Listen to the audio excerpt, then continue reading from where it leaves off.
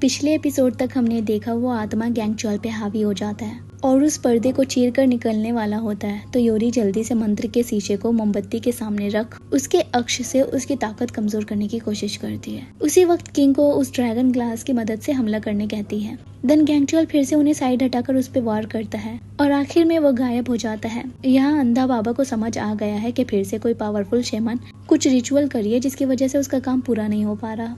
यहाँ उसका साथी वापस आते वक्त पकड़ा जाता है और ऑफिसर सीओ उसे उसकी असलियत पूछते हैं, पर वो बताने के बजाय भागने के लिए सब पे हमला करता है। तो वो लोग भी उसे रोकने की कोशिश करते हैं, पर वो उनकी आंख में धूल झोंककर निकल जाता है। वहीं डॉजर क्वीन की मेड आती है क्वीन की मेड के पास और वो दवाई मांगती है जो क्वीन ले रही है। ये जाकर अपनी मालकिन को दिखाती है। ये मिसकैरेज रोकने की दवाई है जो क्वीन गोआंग के टाइम पे लिया करती थी। ये सब देखकर वो पुंगसान यानी वो अंधा बाबा को उसके पास लाने को कहती है। मेड कहती है कि ठीक है, मैं उसे आपके पास सुबह लेकर आऊंगी। दरबार में उस आदमी का स्केच बनाकर किंग को दिखाया जाता है जिसने पिछली रात लाइब्रेरी में तावीज लगाई थी। वो सबको इस इंसान को जल्द से जल्द ढूंढने को कहता है और गोआंग के कमरे में बहुत सारे गार्ड्स रखवाते उसकी हिफाजत करने के लिए। यूरी ने भी वहाँ नई तावीज लगा दी है ताकि अगर कोई गार्ड्स की नजरों से बचकर फिर से वो भूत को बुलाने के लिए तावीज लगाए और जब वो उसके इर्द गिर्द आए तो वहाँ मौजूद घंटी से खबर मिल जाए सबको। किंग यूरी से इस लेंस का राज पूछता है। वो बताती है कि ये कोई मामूली ग्लास नहीं है, ये ड्रैगन किंग का स्टोन है जिसमें बहुत पावर है, इसीलिए ये आपके पास रहने की वजह से आप महफूज थे। उससे पूछते हैं ये पत्थर उसके पास कैसे आया, कहीं शेमन याब्दिक ने तो नहीं दिया। वो कहता है वो शेमन मेरी मरी दादी की चहेती थी, इसलिए वो यहाँ कई बार आ चुकी है और हाँ ये उन्होंने ही दिया था, पर मैं इन सब चीजों पे भरोसा नहीं करता इसीलिए इसका ग्लास लेंस बना लिया। पर तुम उनके बारे में कैसे जानती हो? वो बोलती है क्योंकि वो मेरी ग्रैंड मदर है। वो बाहर आकर सोच रही है उसकी ग्रैंड माँ पहले ही से प्रेडिक्ट कर ली थी कि वो 8 फीट वाला भूत इस महल को परेशान करेगा, इसीलिए उन्होंने ये ग्लास किंग को दिया। फिर दिखाया जाता है जब शेमन याब्दिक ने राजा जब छोटा था उसे ये पत्थर देकर इसे अपने पास हर पल रखने को कहा था ताकि ये उसकी हिफाजत कर सके। यहाँ गैंगचॉल पानी में फ्रस्ट्रेट हो रहा है कि इस बार उस भूत की लड़ाई में वो पिछली बार से ज्यादा कमजोर है। डॉजर क्वीन पुंगसान से पूछ रही है जिस शेमन की वजह से योंग मारा गया, क्या आपको पता है वो कौन है? फिर दिखाया जाता है वोसिन जहाँ उसके साथी ने बताया कि यून गाब के साथ एक लड़की भी दोबारा महल आई थी जो कई बार क्वीन के कमरे में भी जा चुकी है। ये ग्लास मेकर है जिसे किंग ने कई बार रॉयल लाइब्रेरी में बुलवाया है। सो वो इसकी जड़ तक पहुंचना चाहता है कि आखिर ये मामूली सी ग्लास मेकर कैसे इतना पावर रख सकती है, इसीलिए उसके बारे में कुछ बताता नहीं, जिसपे वो कहती है तुम मुझे धोखा दे रहे हो झूठी जानकारी देकर। मेरा बेटा मर गया और किंग दोबारा बाप बनने जा रहा है। ये सुनकर वो उस आने वाले बच्चे को ही बलि चढ़ाने के बारे में सोच रहा है और बताता है कि 15 दिन पहले जो लड़की आई थी दरबार में शायद वही शेमन है। रास्ते में वो चलते चलते गिरने वाला होता है तो उसे यूरी पकड़ लेती है। उसकी पावरफुल एनर्जी सेंस करके वो पूछता है तुम कौन हो? वो बताती है कि वो चश्मा बनाने वाली कारीगर है। वो शुक्रिया बोल वहाँ से जाने लगता और समझ गया है कि ये वही शेमन है। यूरी को भी शक होता है कि ये बाबा एक शेमन है। पुंगसांग आता है, अपने सामान से एक कलसी निकालता है जिसमें रखे खतरनाक चीज से क्वीन के बच्चे को मारने वाला है। रात के वक्त गैंगचॉल यूरी के इंतजार कर रहा था उसके साथ घर जाने के लिए। रास्ते में वो उससे माफी मांगती है क्योंकि उसे लगा था कि शायद उसके ड्रैगन की मोती और उसकी दादी के चाकू से शायद उस आत्मा को हराया जा सकता है और इसकी वजह से उसने उसे तकलीफ में डाल दिया। वो पूछता है तुमने मुझे गार्डियन स्पिरिट इसीलिए बनाया ताकि मैं उस आत्मा को हरा सकूं, पर कल जैसे कि मैं इसमें नाकामयाब रहा तो क्या तुम मेरी डिसिपल बनना छोड़ दोगी? वो कहती है नहीं, हालांकि तुम्हें पूरी तरीके से मैंने माफ नहीं किया पर तुमने मुझे कई बार बचाया है और मैं जानती हूँ तुम आगे भी यही करोगे। यूरी के इस जवाब से उसके चेहरे पे मुस्कान आ जाती है। वहाँ से एक आदमी को पालकी में जाता देख यूरी को गैंगचॉल के अलावा एक और सरपेंट के होने का सेंस होता है। यहाँ सब मिनिस्टर बैठकर खाना खा रहे हैं। बातें हो रही है कि राजकुमार योंग को किसी आत्मा ने मारा। ये अफवाह पूरे महल में फैल गई है और इस आत्मा की कहानी लेट किंग के टाइम से है और इन कई सालों में बहुत सारे रॉयल ब्लड मारे गए हैं। सोंग चुंग पूछता है योनवो के बारे में। बताया जाता है कि वो फ्यूनरल खत्म होते ही वापस चला गया बिना किंग से मिले। वही गैंगचॉल बताता है कि ये सरपेंट उसका छोटा भाई हो सकता है। सो वो उसे यहाँ वहाँ ढूंढ रहा है। अपने सामने मिनिस्टर ऑफ वॉर को देखता है और कुछ कहे बिना जाने लगता है, जिसपे वो कहता है तुम एक मामूली इंसान होकर मुझे ऐसे सलाम दुआ किए बिना जा रहे हो, ये कैसा बर्ताव है? कोई तरीका नहीं सिखाया गया तुम्हें? वो बोलता है हाँ नहीं सिखाया गया, और वैसे तुम इस साल 60 के होने वाले हो तो शुक्र मानो तुम्हारी वजह से ये लड़की मेरी छत्र छाया में आई है, इसलिए मैं जाने दे रहा हूँ। ये क्या वहाँ से जाने लगता है तो वो और भी ज्यादा भड़क जाता है, उसे मुक्के मारने के लिए बढ़ता है, पर वो उसे रोक कर कहता है कि मैं जल्दी में हूँ अभी, पर अगर दोबारा मेरे रास्ते में आए तो नहीं छोड़ूंगा। पर वो सुनता नहीं और उसे रोकता रहता है। तो वो अपने हाथों से बवंडर बनाकर उसे कहीं दूर उड़ा देता है। यूरी उसे वापस लाने को कहती है क्योंकि वो मिनिस्टर है और अगर किसी को पता लगा तो गड़बड़ हो सकती है। वो कहता है ये वही आदमी है जिसने यून को मारा था। ये सुनकर वो कहती है सही किया तुमने, इसे तो जापान उड़ा देना चाहिए था।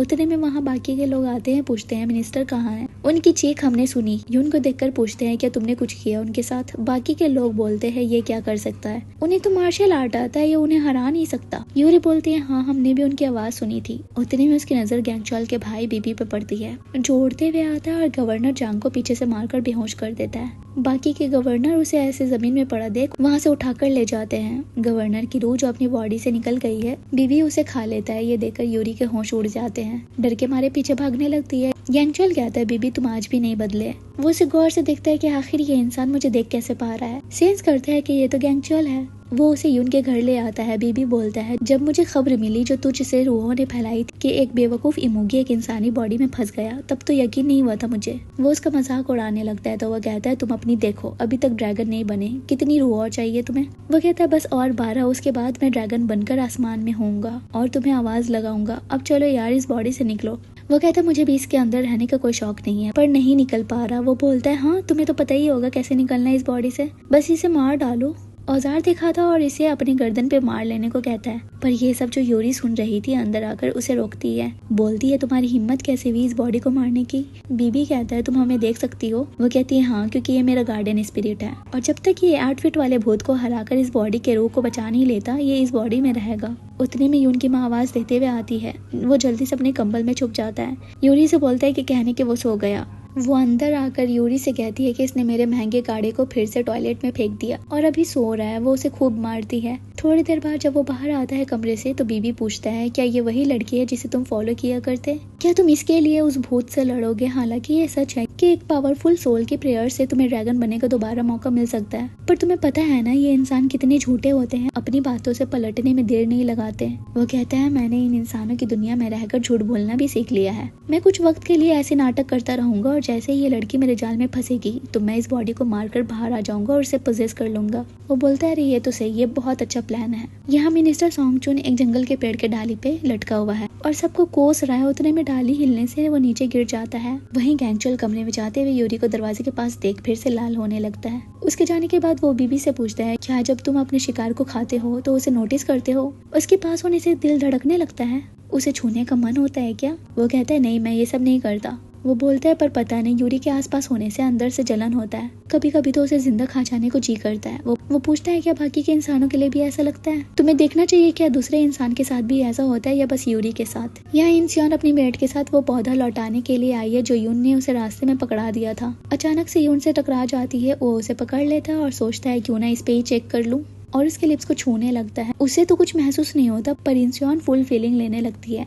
गैंगचॉल जाने लगता है तो उसे रोकते हुए वो पौधा लौटाती है, पर जैसे कि वो मंक ने दिया था तो वो उसे फेंक देने को कहता है। जाते हुए यूरी को देखता है जो भारी सामान लेकर जा रही थी। फिर से उसका दिल जोर जोर से धड़कने लगता है। उसे समझ आता है कि वो यूरी को खाना नहीं चाहता जैसे कि बेबी बाकियों को खाता है। उसे आवाज देकर उसका सामान पकड़ लेता है और मन में ठान लेता है कि मैं इस 8 फीट को तो नहीं हरा सकता पर इस बॉडी को भी नहीं छोड़ूंगा और यूरी के साथ ही रहूंगा। वहीं बाजार में इंसान को यून बदला हुआ सा लग रहा है पर उसे अभी वाला यून ज्यादा पसंद आ रहा है और उसे लग रहा है कि ये पौधा उसने उसे तोहफे के तौर पर दिया है। उतने में वहाँ वो अपने बाबा को देखती है कुछ ठगों के साथ। क्वीन अपने कमरे में यूरी को बुलाकर मिठाई खिलाती है। वो बोलती है क्या मैं इसे घर ले जा सकती हूँ ताकि वो इसे गैंगचॉल के साथ शेयर कर सके। क्वीन कहती है मैं यून के लिए भी पैक कर दूंगी। गुआंग बोलता है उन्हें दूसरी मिठाई भी देना जो बहुत ज्यादा लजीज है क्योंकि गुआंग को यून अच्छा लगता है। उसने उससे ज्यादा फनी इंसान आज तक नहीं देखा। उतने में क्वीन को फिर से वोमिट होता है और यूरी को विजन आता है। वो पूछती है क्या आजकल आपको बुरे सपने आ रहे हैं। ये सुनकर वो सबको वहाँ से जाने को कहती है। यूरी से पूछती है तुम्हें कैसे मालूम पड़ा। यूरी बताती है कि उसने अभी अभी विजन में देखा। क्वीन कहती है कुछ दिनों से मुझे सपने आते हैं, कोई अजीब सा शख्स अपने मुंह से काला पानी फेंकता है। यूरी बोलती है मैं आपका कमरा देखना चाहती हूँ। यहाँ सॉन्गचुंग लंगड़ाते हुए महल पहुँच जाता है। युनगाप के पास जाकर उससे पूछता है कि ऐसा कैसे किया तुमने, तुम्हारी हिम्मत कैसी हुई। उसका गरेबान पकड़ लेता है और उसे मारने की धमकी देता है। उतने में किंग आकर पूछता है आखिर यून ने ऐसा क्या किया जो आप इतना गुस्सा हो रहे हैं। जिस पे वो कहता है कि इसने भवंडर बनाकर मुझे उड़ा दिया। किंग गैंगचॉल से अकेले में कहता है, मैं जानता हूँ तुम यूनगाप नहीं हो, पर अपनी ऐसी हरकतें करना बंद करो वरना मैं तुम्हें और यूरी को बचा नहीं पाऊंगा। वो कहता है, अच्छा तो हम तुम्हारे लिए उस भूत से लड़े हो और तुम हमारे टाइम में अपने हाथ खड़े कर लो। हाँ मैं यून नहीं हूँ, गैंगचॉल हूँ। वो समझ जाता है ये वही इमुगी है जिसकी सब कहानियां सुनाया करते हैं। यूनक भी कहता है, वही सरपेंट जो ड्रैगन बनकर हेवन में जा रहा था पर एक इंसान की नजर पड़ने से फिर से जमीन पे आ गया, इसीलिए इंसानों को जीना दुश्वार करने लगा। वही इमुगी हो तुम। वो तो डरने लगता है गैंगचॉल से, तो वो उसे और डराने के लिए बिजली कड़का देता है। वही यूरी सारा कमरा छान मारती है, उसे कुछ मिलता नहीं है। फिर क्वीन के सिरहाने के तकिए को खोलकर देखती है तो उसमें से एक खोपड़ी निकलता है। वही गैंगचॉल कहता है, मैं एक इमुगी हूँ और तुम एक राजा, तो कौन किससे ऊपर हुआ समझाने की जरूरत तो नहीं। वो हंसता है और पूछता है, अच्छा ये बताओ सॉन्गचुन के साथ क्या किया तुमने, उसके गायब होने में क्या तुम्हारा हाथ था।